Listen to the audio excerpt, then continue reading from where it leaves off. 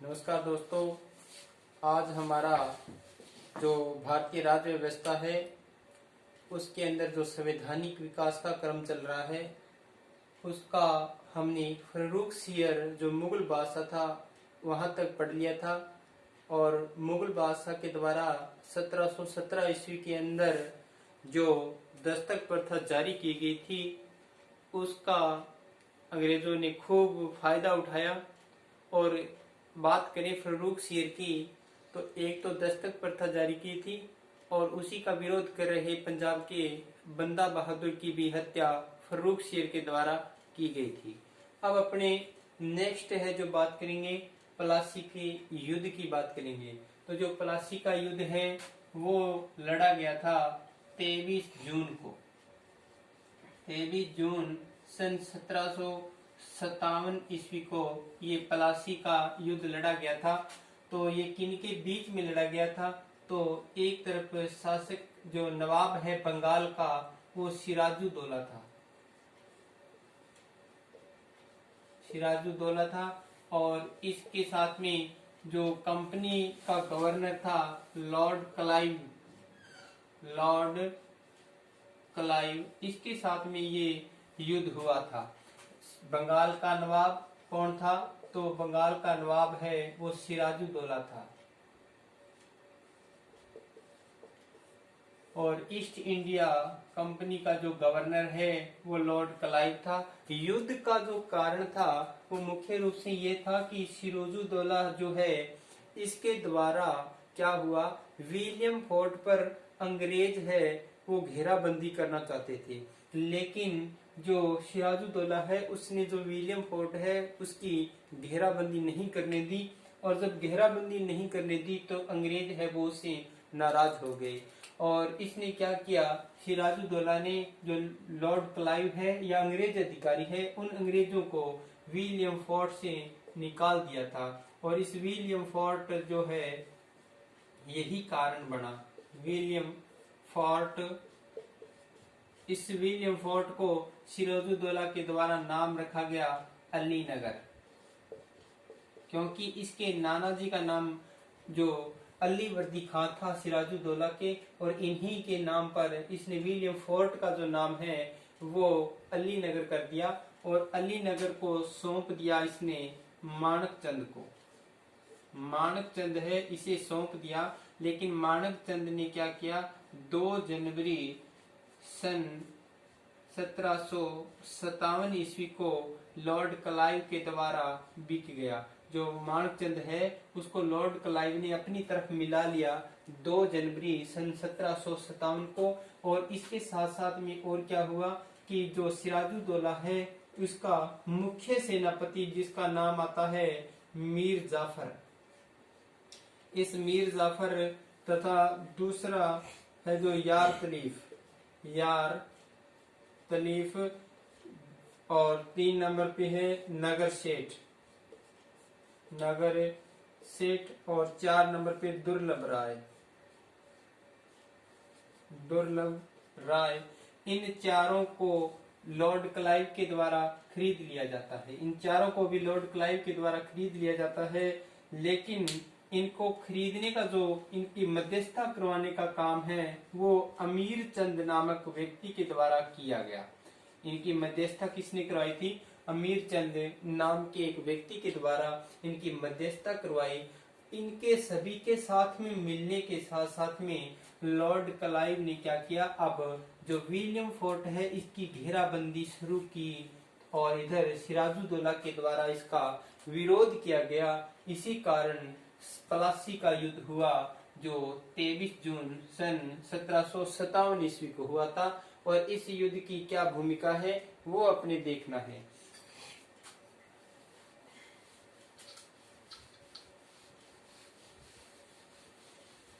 इस युद्ध के अंदर जो सिराजुद्दौला है और सिराजुद्दौला है इसके जो 2 सेनापति थे जिनका नाम आता है मोहन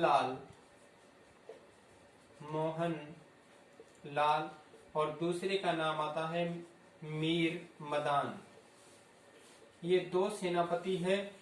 इन दोनों ने सिराजुद्दौला को बड़ी ईमानदारी के साथ में युद्ध में सहायता की। और लॉर्ड क्लाइव है, इसने जिन सेनापतियों को या मीर जाफर, नगर सेठ, दुर्लभ राय, हियार तलीफ और मानचंद तथा सिराजुद्दौला की मौसी जो घसीटी बेगम के नाम से जानी जाती थी, और सिराजुद्दौला का एक जो पूर्णिया का मौसा जी जिनको शौकत जंग के नाम से जाना जाता था, सभी इस सिराजुद्दौला के दुश्मन बन चुके थे।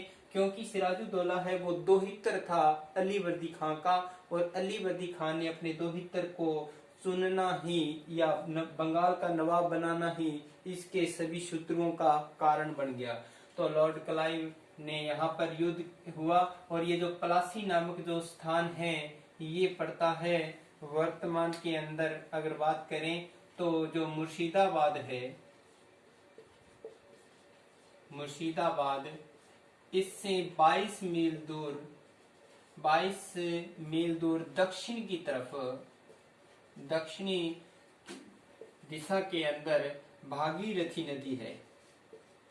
और इसी भागीरथी नदी के किनारे गांव पड़ता है, एक नदिया गांव है, और इसी गांव के किनारे पर ये पलासी जगह है,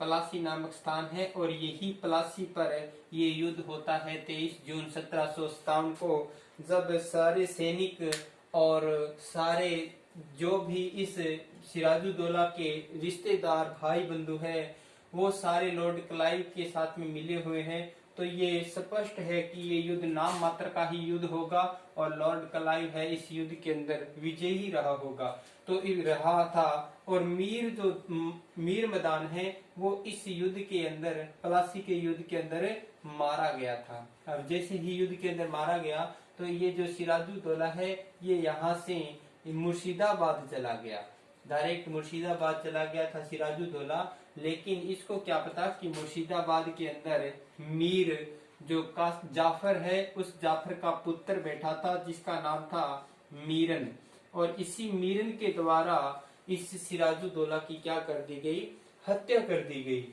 और इसी हत्या के बाद में लॉर्ड क्लाइव है जो ये युद्ध जीत चुका था, और जीतने के साथ ही इस लॉर्ड क्लाइव को 24 परगने प्राप्त हुए।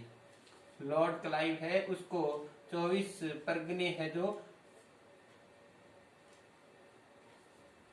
परगने प्राप्त हुए, 24 परगने प्राप्त हुए। और लॉर्ड क्लाइव ने अपनी जो शर्त सिराजुद्दौला के सेनापति के साथ में की थी उसी शर्त का पालन किया, या उसकी बात को रखते हुए क्या किया, सिराजुद्दौला का सेनापति को बंगाल का नवाब बना दिया जिसका नाम था मीर जाफर। मीर जाफर को बंगाल का नवाब बना दिया, और ये सन 1757 से 1760 ईस्वी तक बंगाल का नवाब रहा। तो 60 ईस्वी तक ही रहा था ये।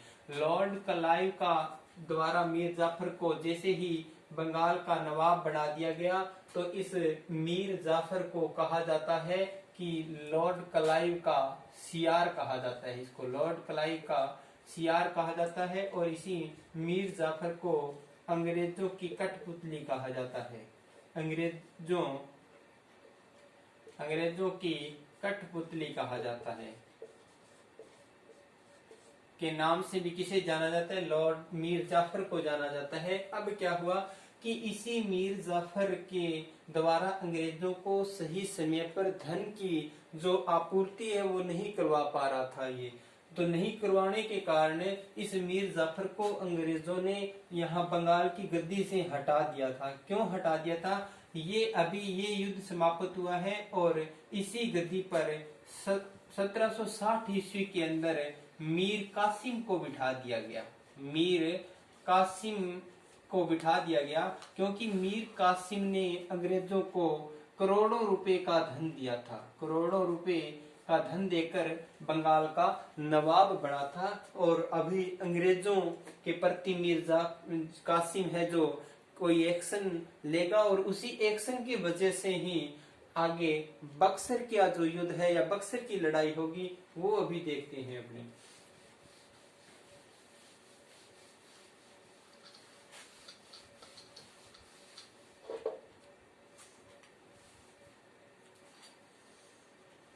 तो अभी देखना है आपने बक्सर का युद्ध।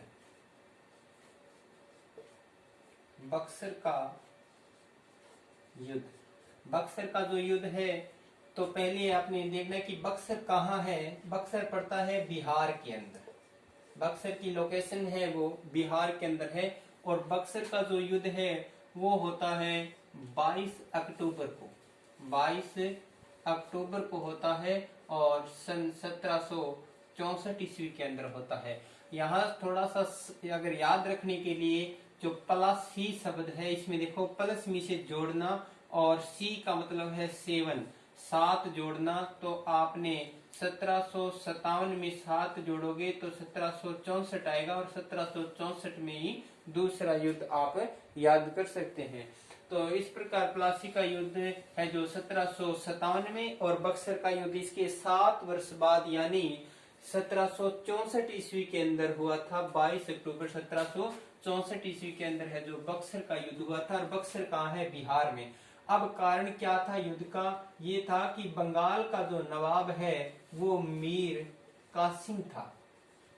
मीर कासिम था। और मीर कासिम ने क्या किया कि जो मुगल बादशाह है, मुगल शासक जिसका नाम है शाह आलम द्वितीय, शाह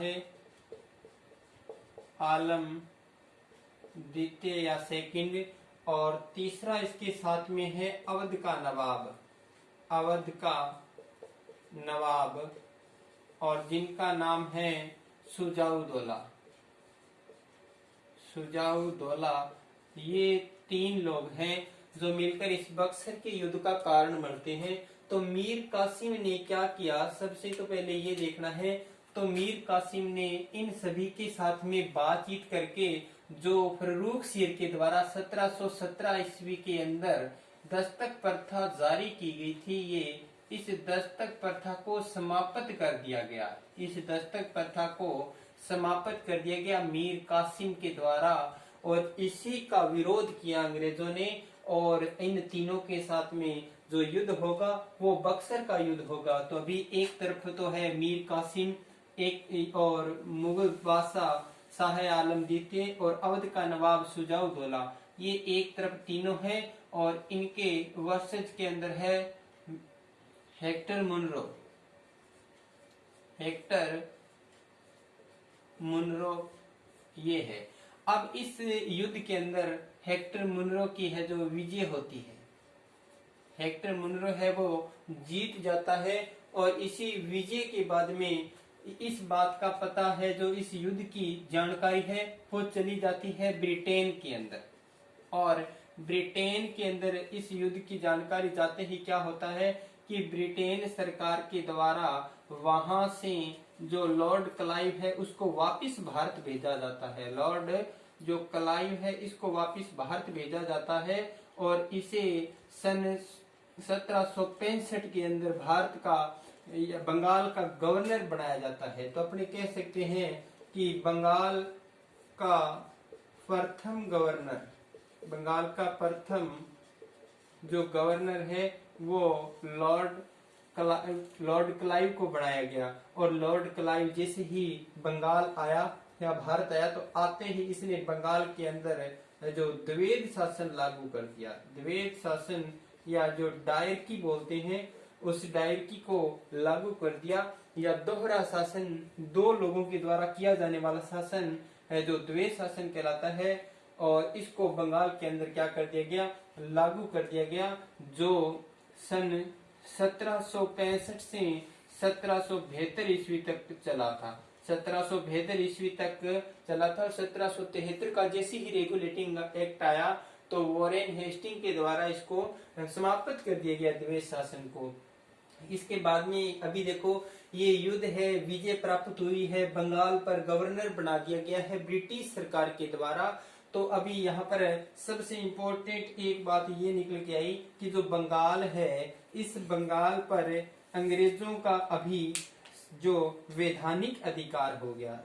जो वैधानिक अधिकार, कई बार पूछ लिया जाता है कि अंग्रेजों का बंगाल पर वैधानिक या संवैधानिक अधिकार कब हुआ, तो बक्सर के युद्ध के अंदर हुआ था। और अगर पूछ ले अवैधानिक अधिकार कब हुआ, तो वो प्लासी के युद्ध के अंदर अवैधानिक अधिकार हुआ था। और वैधानिक अधिकार है अंग्रेजों ने बंगाल पर किया था, वैधानिक वो बक्सर के युद्ध में किया था।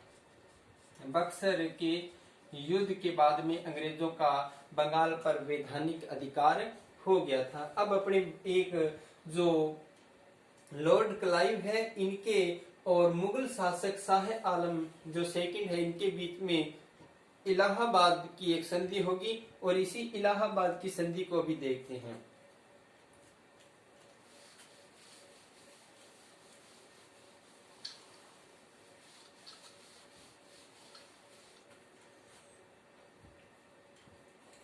तो जो अभी जो संधि होगी इसका नाम है इलाहाबाद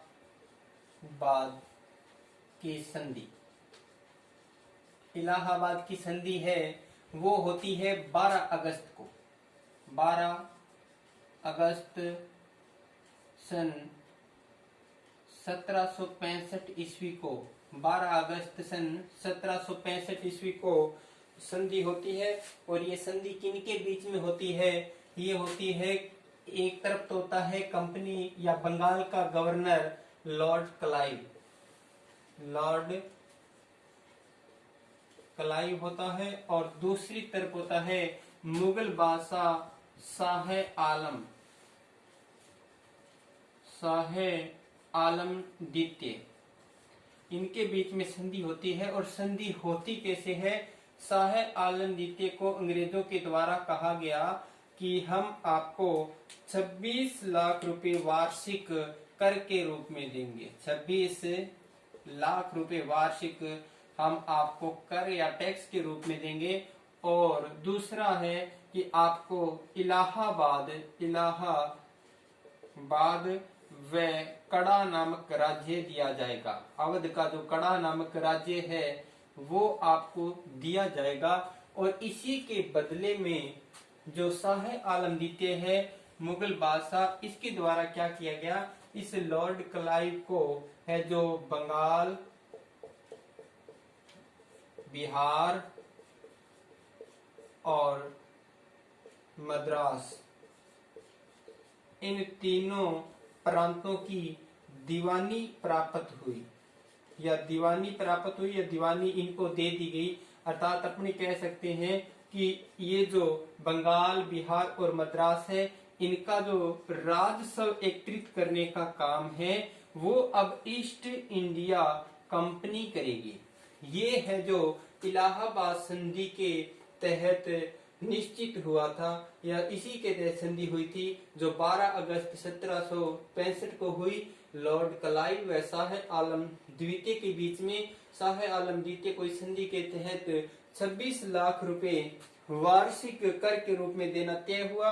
और इलाहाबाद में कड़ा नामक राज्य शाह आलम द्वितीय को दिया जाएगा। और इसी के बदले में लॉर्ड क्लाइव को बंगाल, बिहार और मद्रास की दीवानी प्राप्त हुई, या राजस्व एकत्रित करने का अधिकार है वो प्राप्त हुआ। इसी के साथ में धन्यवाद दोस्तों। अब हम 1773 का जो रेगुलेटिंग एक्ट है वो कल की वीडियो में पढ़ेंगे। और जितना हो सके इसको लाइक और शेयर करें। और जो भी आपको अच्छा लगे पढ़ाई के अंदर तो कमेंट करके जरूर आप हमें बताएं कि हमें और कितना सुधार करना चाहिए। और लॉकडाउन के अंदर जो अव्यवस्था है उसी के आधार पर जैसे तैसे हम वीडियो बना रहे हैं, उन वीडियो का आप फायदा उठाएं। इसी के साथ में धन्यवाद।